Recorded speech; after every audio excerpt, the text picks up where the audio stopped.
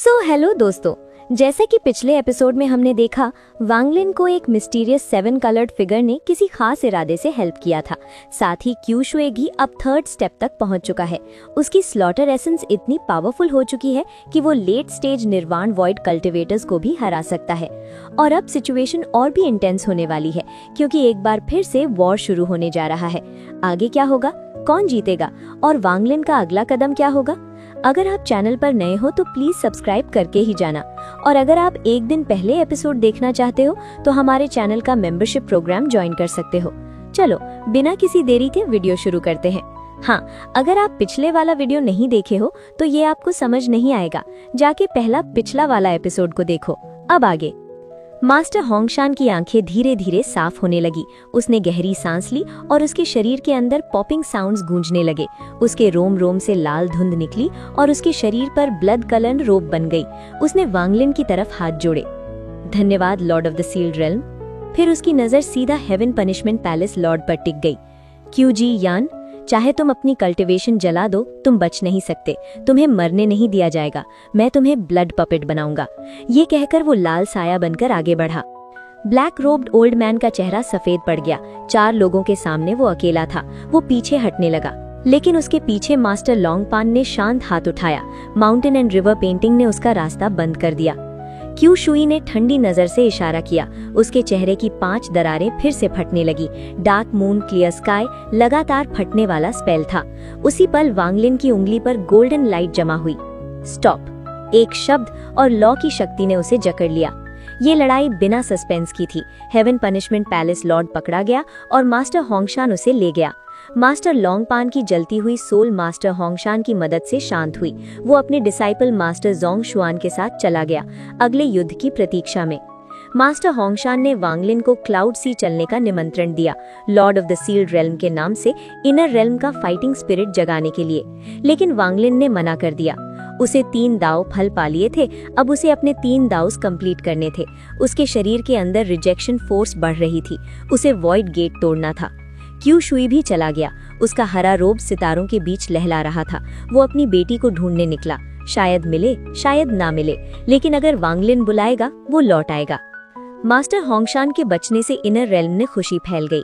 समन river वापस मिलना एक नई उम्मीद था।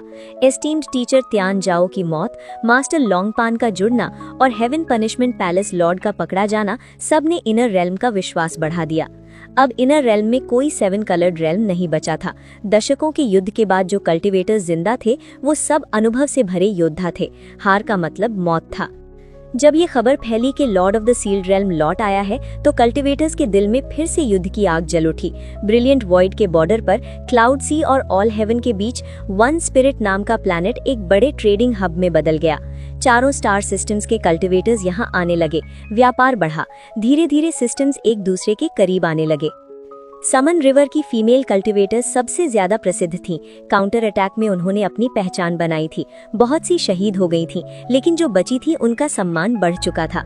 समन रिवर अब रिकवरी की तरफ बढ़ रहा था। समन रिवर में सबसे ज्यादा फीमेल कल्टिवेटर्स थीं और सब अपनी अलग ही ग्रेस के लिए मशहूर थीं। उनकी हल्की सी खुशबू भी शहर के माहौल को बदल देती थी। बाकी 3 स्टार सिस्टम्स के सिंगल मेल कल्टिवेटर्स अपने लिए डाव पार्टनर ढूंढने में और भी ज्यादा उत्साहित हो गए थे। उनके आने से पूरा शहर और जिंदा लगने लगा था। शहर में कई इन्स थे जो बाहर से आए कल्टिवेटर्स को रुकने और कल्टिवेशन करने की जगह देते थे। हर कमरे में स्पिरिट स्टोन्स और सेलेस्टियल जेड्स रखे होते थे। कुछ बड़े बैकग्राउंड वाले इन्स तो ओरिजिन क्रिस्टल्स तक प्रोवाइड करते थे, ताकि पुराने मॉन्स्टर्स भी यहाँ आकर ओरिजिन एनर्जी अब्सॉर्ब कर सके। प्लैनेट के ईस्टर्न हिस्से में एक मीडियम साइज्ड इन था। हॉल के अंदर कई कल्टिवेटर्स बैठे थे। कल्टिवेटर्स को खाने की जरूरत नहीं होती, लेकिन सेलेस्टियल फल, वाइन या सिंपल मॉर्टल फूड पुरानी यादें ताज़ा कर देते थे। इसी वजह से ये जगह हमेशा भरी रहती थी। आउटर रेल्म के खिलाफ युद्ध ने सबको एक जगह ला दिया था। यहाँ लोग मिलते, बात करते, एक दूसरे से सीखते। शायद जो आज यहाँ दोस्त बने, कल बैटलफील्ड में फिर मिल जाएं। इस वक्त हॉल के नॉर्थ साइड एक टेबल पर कुछ लोग बैठे थे। उनमें एक मिडिल एज्ड स्कॉलर था जो मुस्कुराकर अपने दोस्तों से कह रहा था, मैंने पहले भी कहा था कि मैं lord of the sealed realm को जानता हूँ, लेकिन तुम लोग मानते ही नहीं। उसके सामने 2 सुंदर महिला कल्टिवेटर्स बैठी थी। पिंक रोब वाली थोड़ी जवान थी। वो उत्सुक होकर पूछ बैठी, जोगा, आप उनसे कहाँ मिले थे?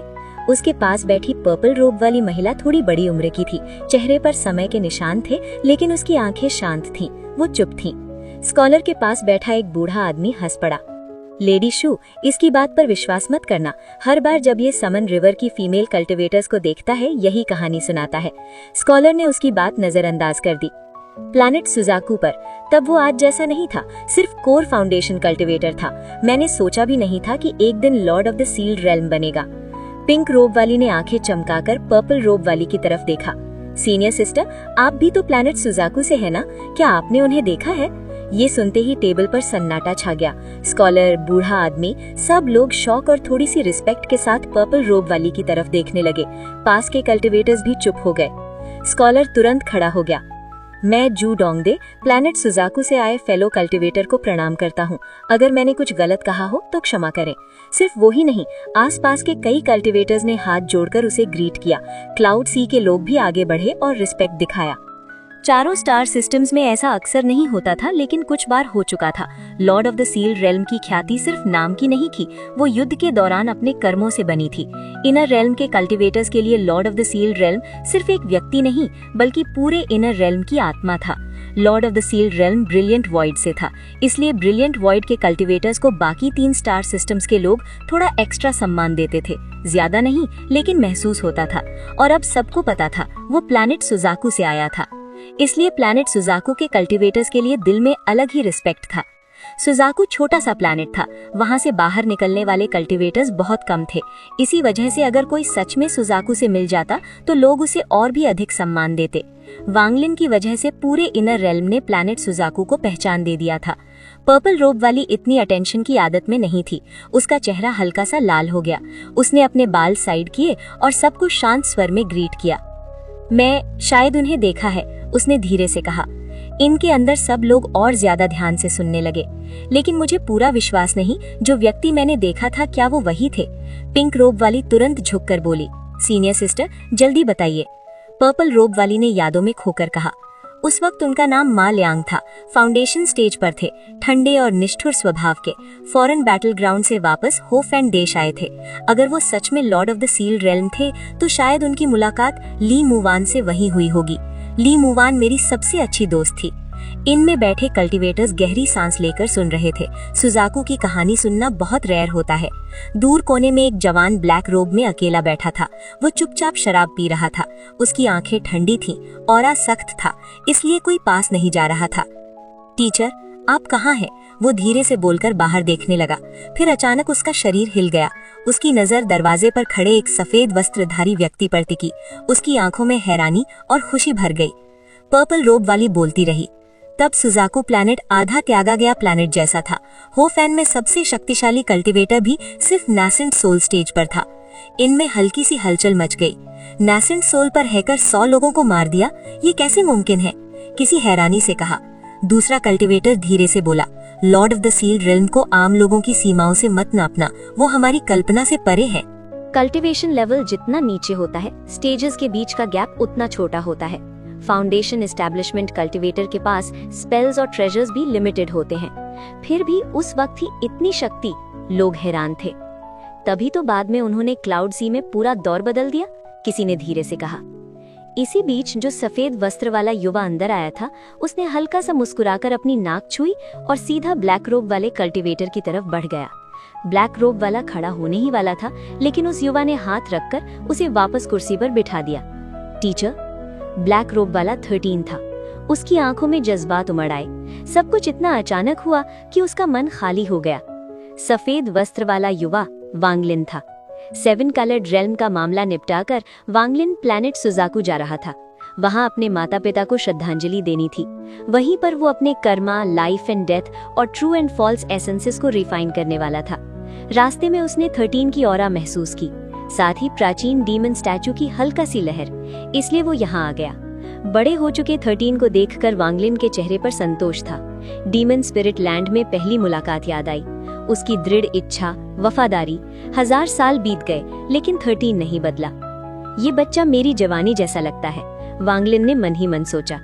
13 कुछ बोलने वाला था, लेकिन वांगलिन ने सर हिला दिया। 13 चुप हो गया। उसकी आंखों में सम्मान और भक्ति जल रही थी। उसकी जिंदगी वांगलिन की वजह से बदली थी।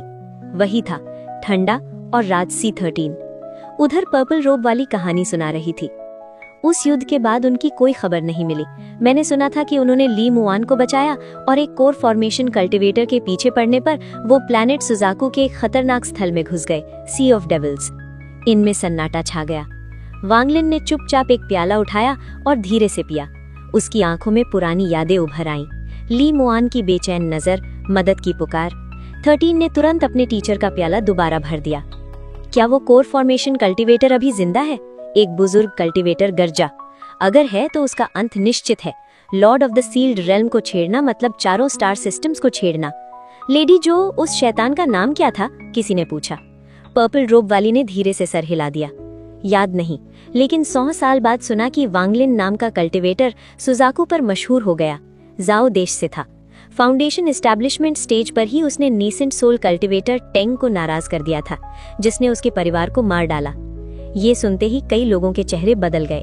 उन्होंने कल्पना की, एक युवा कल्टीवेटर, परिवार का विनाश और फिर अकेला खड़ा हुआ वो व्यक्ति जो आज lord of the sealed realm के नाम से जाना जाता है। इनके अंदर हवा भारी हो गई और एक कोने में बैठा वांगलिन चुपचाप अपनी यादों के साथ बैठा रहा। पर्पल रोब वाली ने शांत आवाज में कहा। फिर वो जाओ देश वापस गए और जो हुआ उसने पूरे सुजाकू को शॉक कर दिया।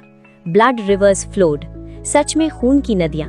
टेंग फैमिली का कोई भी जिंदा नहीं छोड़ा गया। इनमें सन्नाटा छा गया। उन्होंने सिर्फ रिवेंज नहीं लिया, उन्होंने पूरा हेट्रेड वेंट किया। टेंग ब्लड लाइन का हर इंसान खत्म कर दिया। रूमर्स कहते हैं कि जाओ का स्काई ब्लड रेड हो गया था। सब लोग उस मॉन्स्ट्रस किलिंग इंटेंट को फील कर सकते थे। कॉर्नर में वांगलिन साइलेंटली वाइन पीता रहा। 13 उसका कप रीफिल करता रहा। ये पहली बार था जब 13 अपने टीचर का पास्ट सुन रहा था। कमाल का रिवेंज था, किसी ने कहा। नेसेंट सोल टेंग को मारना ठीक था, पर पूरी फैमिली? एक और कल्टीवेटर ने डाउट से कहा। एक बुजुर्ग बोला, तुम lord of the sealed realm नहीं हो। अपने सब लव्ड वंस को खोने का पेन तुम समझ नहीं सकते। इनमें मर्मर चलती रही। वांगलिन ने लास्ट कप एक सांस में फिनिश किया। कप रखा, दूर तक देखा। होम सिकनेस दिल में उभर आई, पेरेंट्स की याद। चलो, वो खड़ा हुआ और बाहर निकल गया। 13 ने स्पिरिट स्टोन्स छोड़े और फॉलो किया। पर्पल रोब वाली बोलती रही, मैंने सुना था कि उनके पास सुजाकू का लॉर्ड बनने का चांस था, लेकिन उन्होंने लीव कर दिया। प्लैनेट सुजाकू पर उनकी स्टैचू है, गार्डिंग द प्लैनेट। तब उसकी नजर डोर पर रुकी। सफेद कपड़ों वाले आदमी की बैक पर रुक गई। ये थोड़ा फेमिलियर लग रहा है। वांगलिन ने कर्टन उठाया, थोड़ा टर्न किया और एक जेंटल स्माइल दी, फिर चला गया। 13 उसके पीछे। पर्पल रोब वाली का दिल जोर से धड़का। पास्ट और प्रेजेंट ओवरलैप हो गए। वो वही थे। सीनियर सिस्टर, क्या हुआ? पिंक रोब वाली ने पूछा, लेकिन डोर पर सिर्फ कर्टन हिल रहा था। नथिंग, जोहो जिंग ने धीरे से कहा। शहर से दूर एक हाई माउंटेन पीक पर हवा तेज चल रही थी। वांगलिन खड़ा था, 13 वन नी पर झुका हुआ। Teacher, 13 wants to follow you, Wanglin ने सॉफ्ट वॉइस में कहा। तुम मेरे फर्स्ट डिसाइपल हो, सबसे ज्यादा टाइम मेरे साथ तुमने बिताया है। 13 की आंखों में अटैचमेंट था, लेकिन वांगलिन ने सर हिला दिया। अ बर्ड अगर ग्रो करना चाहता है तो उसे स्टॉर्म फेस करना पड़ेगा। My disciple must dare to defy the heavens. उसमें हेवन डिफाइंग हार्ट होना चाहिए। इसकी आवाज फर्म हो गई। मेरा first disciple dragon among man होगा। जब वो कहे कि वो मेरा डिसाइपल है, लोग एडमायर करें। टीचर, 13 एक्साइटेड हो गया। वांगलिन ने उसके हेड पर हाथ रखा। ऑफ कोर्स, अगर कोई तुम्हें बुली करे, your teacher will not allow it. हवा चलती रही। गुरु और शिष्य की पाथ्स अलग होने वाली थी, बट बॉन्ड कभी नहीं टूटने वाला था। एक इनविजिबल रिपल दोनों के सेंटर से फैल गया। वो हवा की तरह दुनिया भर में स्प्रेड हो गया। वांगलिन ने अपनी थंडर और फायर कॉम्प्रिहेंशन को एक सीड में कंडेंस किया और उसे 13 के अंदर डीपली बरी कर दिया। मैं तुम्हें कोई ट्रेजर नहीं दे रहा, सिर्फ ये एसेंस सीड। 13 का शरीर कांप उठा। जैसे ही वांगलिन का हाथ उसके फॉरहेड पर पड़ा, उसके माइंड में एक गोल्डन सीड अपीयर हुआ। उस सीड में कंप्लीट फायर और थंडर एसेंसेस की अंडरस्टैंडिंग थी। 3rd स्टेप का ऑरा, और उसका रंग गोल्ड इसलिए क्योंकि उसमें वांगलिन का सेलेस्टियल ब्लड लाइन भी था। ये सीड किसी हेवनली ट्रेजर से कम नहीं था। अगर इसका पता चल जाए तो कैटास्ट्रोफी हो सकती थी, लेकिन वांगलिन ने बिना हेजिटेशन के अपने फर्स्ट डिसाइपल को दे दिया। Teacher is leaving. वांगलिन ने एंशिएंट डीमन स्टैचू वापस ले ली। स्काई की तरफ एक कदम बढ़ाया। उसका फिगर धीरे धीरे फेड होने लगा। जाते वक्त उसने पलटकर 13 को देखा। नजर बिल्कुल वैसे जैसे पिता अपने बच्चे को देखता है। जो करना हो करो, बस अपने फैसले के साथ जी सको, चाहे कितनी भी बड़ी डिजास्टर हो, टीचर यहाँ है। और किसी दिन जिस लड़की को पसंद करो उसे चुनो, मेरे जैसा मत बनना। 13 के होठ पर कंपन आ गई, आंखों में आंसू भराए। उसने चुपचाप 9 टाइम्स काउंटडाउन किया। वांगलिन फिर से स्टार्स के बीच अकेला चल रहा था। आया भी अकेला था, जा रहा भी अकेला। 2000 साल से ज्यादा हो चुके थे। वो लोनलीनेस का आदत डाल चुका था। ब्राइट स्टार्स को खुद देखना, खुद सांस लेना और उस अनस्पीकेबल साइलेंस को महसूस करना, ये सब उसकी जिंदगी का हिस्सा बन चुका था। एंशिएंट डीमन स्टैचू को अभी उसने अब्सॉर्ब नहीं किया, स्टोरेज स्पेस में रखा। बॉडी के अंदर रिजेक्शन फोर्स अभी कंट्रोल में थी। क्रिटिकल मोमेंट पर ही स्टैचू अपना फुल इफेक्ट दिखाएगा। अगर पॉसिबल हो वो इसे अब्सॉर्ब नहीं करना चाहता था। वो चाहता था स्टैचू थोड़ा और ग्रो करे, और जो एंशिएंट डीमन उसने ऑल हेवन में कैप्चर किया था वो अभी भी सील्ड था। उसे यूज करने का वक्त नहीं आया था। उसने उस एंशिएंट डीमन को सर्वाइवल का चांस देने का प्रॉमिस किया था, और वांगलिन अपने प्रॉमिसेस नहीं भूलता। स्टारी स्काई साइलेंट था। कभी कभी दूर कल्टिवेटर्स के बैटल की रंबल सुनाई देती थी। वांगलिन धीरे चलता हुआ दूर जा रहा था। बाहर से स्लो लगता था, लेकिन हर स्टेप वास्ट डिस्टेंस कवर करता, ऑलमोस्ट स्पेशल बेंडिंग जैसा। वो रेन सेलेस्टियल रेल्म नहीं गया, चाहता था लेकिन टाइम नहीं था। हिविन एंट्रेंस के पास से गुजरा, एक पल के लिए पीछे देखा। पहले उसे मैडमैन को पिक करना था। ब्रिलियंट वॉइड के दूसरे किनारे पर एक रैंक 7 कल्टीवेशन प्लैनेट था। सुजाकू नहीं, लेकिन पावरफुल प्लैनेट। उसके अराउंड कुछ छोटे प्लैनेट्स घूम रहे थे। दूर से देखने पर सब कुछ क्वाइट लग रहा था। ये एरिया खाली सा था, इसलिए ज्यादा कल्टीवेटर्स यहाँ नहीं आते थे। इस प्लैनेट पर एक मॉर्टल सिटी में ऑटम चल रहा था। ठंडी हवा शहर से गुजरती हुई जैसे कुछ लेकर जा रही हो। छोटा सा टाउन था, लोग कम थे, स्ट्रीट्स ऑलमोस्ट वेकेंट। कुछ शॉप्स खुली थी। ऑटम विंड उनके दरवाजों को हिला रही थी। माहौल थोड़ा डिप्रेसिंग लग रहा था। स्ट्रीट के कोने पर कुछ स्टॉल्स लगे थे। सर्वर्स लेयर्ड कपड़े पहने हुए भी ठंड महसूस कर रहे थे। आपस में धीरे धीरे बात कर रहे थे। जमीन पर सूखे पत्तों की रेसलिंग साउंड गूंज रही थी। हवा उन्हें उड़ाकर स्टॉल्स तक लाती। टेबल से टकराकर पत्ते घूमकर फिर दूर चली जाती। शहर शांत था, लेकिन लग रहा था जैसे कोई आने वाला हो। कुछ ऑटम लीव्स हवा के साथ घूमते हुए दूसरी स्ट्रीट में चले गए और सीधा एक आदमी के फेस पर जा लगे। वो आदमी स्वैग के साथ चल रहा था। पीछे 2 लोग थे, दोनों फ्लैटरिंग स्माइल के साथ उसके कान में कुछ बोल रहे थे। वो आदमी खुश होकर हंस रहा था। लीफ ने उसकी हंसी तोड़ दी। उसने नाक से आवाज निकाली, फेस से पत्ता हटाया, जमीन पर फेंका और उस पर बिना दया के स्टॉम्प करने लगा। छोटा सा लीफ, तू इस किंग पर नजर डालता है? देख कैसे डील करता हूँ। 10 बार से ज्यादा पैर मारा। हवा ने लीफ उड़ा दिया, तब जाकर उसने रुकना मंजूर किया। वो मैडमैन था। पीछे के 2 लोग, जू लिगुओ और लियो जिनबियाओ, सिर्फ एक दूसरे को देखकर चुप रहे। उन्हें आदत थी। जू लिगुओ ने आंख झपकाकर मैसेज भेजा, ओल्ड लियो। उसकी बात में कुछ अजीब था, कहीं हमें देख तो नहीं लिया। लियो जिनबियाओ ने चिन रब किया, काम एक्सप्रेशन के साथ रिप्लाई दिया, एनालिसिस के मुताबिक वो सच में क्रेजी है, डोंट वरी मास्टर जू। जू लिगुओ सैटिस्फाई हो गया। दोनों मिलकर मैडमैन को काफी टाइम से स्कैम कर रहे थे और बेनिफिट्स भी मिल रहे थे। वो तुरंत आगे बढ़ा, मैडमैन के शोल्डर्स मसाज करते हुए बोला, सही किया किंग, कैसे हिम्मत हुई उस लीफ की, चाहो तो मैं पकड़ कर लाऊं और स्टॉम्प कर लो। मैडमैन ने हाथ हिला दिया प्राउड स्माइल के साथ, छोड़ दो, किंग माफ करता है। लिटिल जू, वो लड़की कहाँ है? अगर किंग सेटिस्फाई हुआ रिवॉर्ड मिलेगा। रिवॉर्ड सुनते ही जू लिगुओ की आंखें चमक उठी। लियो जिनबियाओ ने ड्राई कॉफ किया, पर उसकी गेज भी चमक रही थी। किंग इस बार कॉर्पोरियल यांग स्टेज की कल्टीवेटर है, बहुत एफर्ट लगा है मनाने में, नोबल स्टेटस है इसीलिए केयरफुल है।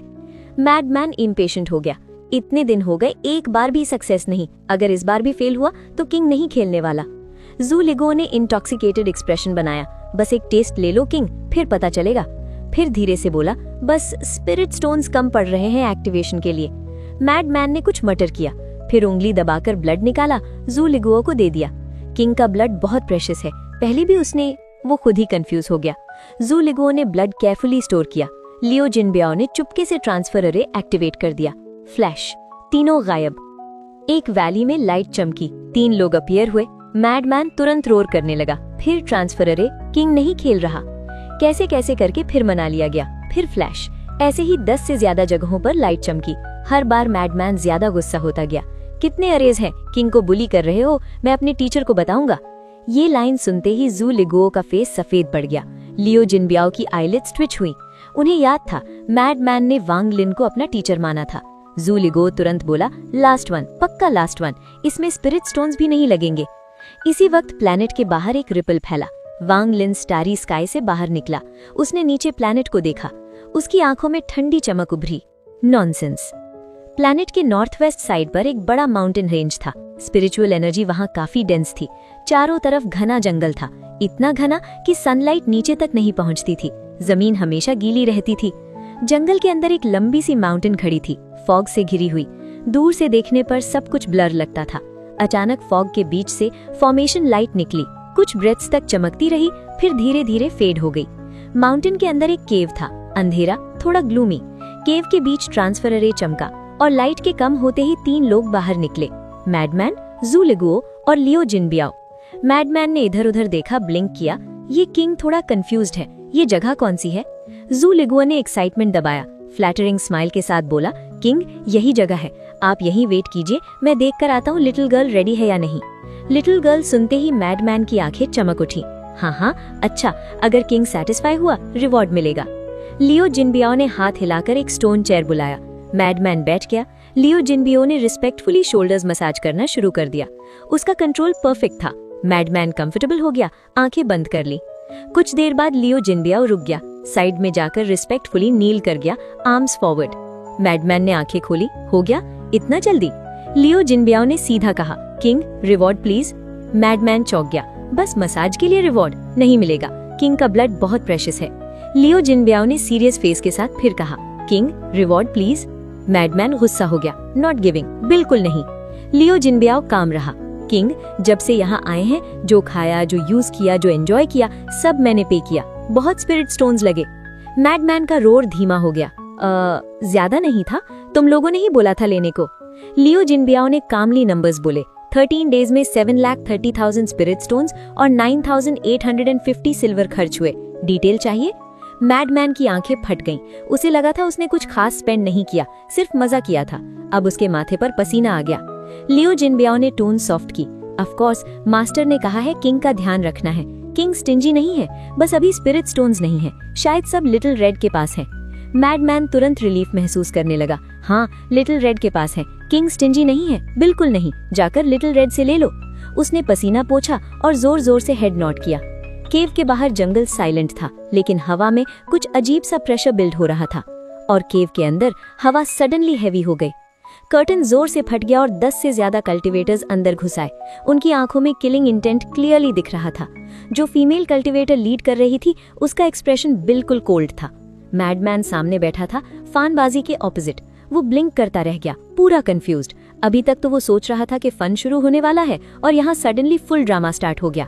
फानबाजी धीरे से खड़ा होता है, उसका फेस काम रहता है। वो हाथ जोड़कर कहता है, यू केम, बिल्कुल स्टेडी टोन में, जैसे सब एक्सपेक्टेड हो। फीमेल कल्टीवेटर की नजर सीधा मैडमैन पर टिक जाती है। सो इट्स यू, उसने गुस्से से कहा। बाकी कल्टीवेटर्स भी रूम को कम्प्लीटली ब्लॉक कर देते हैं। हर तरफ से उनकी फियर्स गेज मैडमैन पर टिक जाती है। मैडमैन घबराकर हाथ हिलाता है, अरे हमने कुछ नहीं किया, मैं तो बस उसका नाम पूछ रहा था, आई डिडंट डू एनीथिंग। सामने बैठा ब्लैक क्लोथ्स वाला यंग मैन फानवाजी शर्मिंदगी का एक्सप्रेशन दिखाता है। वो धीरे से उठकर साइड में खड़ा हो जाता है, जैसे उसे कुछ कहना हो पर कह ना पा रहा हो। बकवास बंद करो, फीमेल चीखती है। इन 10 येड पॉट्स को अपने ब्लड से फिल करो, वरना पहले इन दोनों को मार दूंगी। उसने स्लीव वेव की और तुरंत 10 येड पॉट्स मैडमैन के सामने अपीयर हो गए। इसी वक्त जू लिगुओ और लियो जिनबियाओ को अंदर घसीट कर लाया गया। जू लिगुओ के बॉडी में तलवारें घुसी हुई थी। वो वीक और मिजरेबल आवाज में चिल्लाया, किंग मेरी चिंता मत करो, आप बस एस्केप हो जाओ। लियो जिनबियाओ भी पूरा ब्लड से कवर्ड था, लेकिन जैसे ही उसने जू लिगुओ की बात सुनी, उसने अंदर ही अंदर कर्स किया। फिर तुरंत वो भी लाउड स्क्रीम करने लगा, किंग हम आपकी वजह से फंस गए, किंग राइटियस है, आपको हमें बचाना होगा। मैडमैन का फेस पूरा पैनिक से भर गया। वो इधर उधर देखने लगा, मैं इतना ब्लड कैसे दूं? रूम का एटमॉस्फेयर और हैवी हो गया। सबकी नजर उस पर थी, लेकिन किसी ने नोटिस नहीं किया। उनके पीछे बिल्कुल चुपचाप एक व्हाइट रोब पहने हुए इंसान खड़ा था। उसकी आंखें ठंडी और शार्प थीं। एक आइसी वॉइस धीरे से गूंजी, जू लिगुओ, लियो जिनबियाओ, तुम दोनों की हिम्मत काफी बढ़ गई है। Very good, very good. तो चलो दोस्तों, आज की वीडियो के लिए बस इतना ही। सच बताओ, आज का एपिसोड फुल एंटरटेनिंग था ना? ये जू लिगुओ और लियो जिनबियाओ तो सच में नेक्स्ट लेवल कमीने निकले। इतनी ओवर एक्टिंग की उन्होंने उस बेचारे मैडमैन के सामने, उतनी तो वांग लिन ने भी कभी नहीं की होगी। खैर, अब असली मजा तब आएगा जब वांग लिन इन दोनों का हिसाब लेगा। क्या करेगा वो, कैसे रिएक्ट करेगा, ये सब देखने के लिए मिलते हैं नेक्स्ट वीडियो में। और अगर आप अभी तक मेंबर नहीं हो तो मेंबरशिप ले लो, आपको नेक्स्ट एपिसोड एक दिन पहले ही देखने को मिलेगा। मिलते हैं नेक्स्ट वीडियो में, तब के लिए बाय।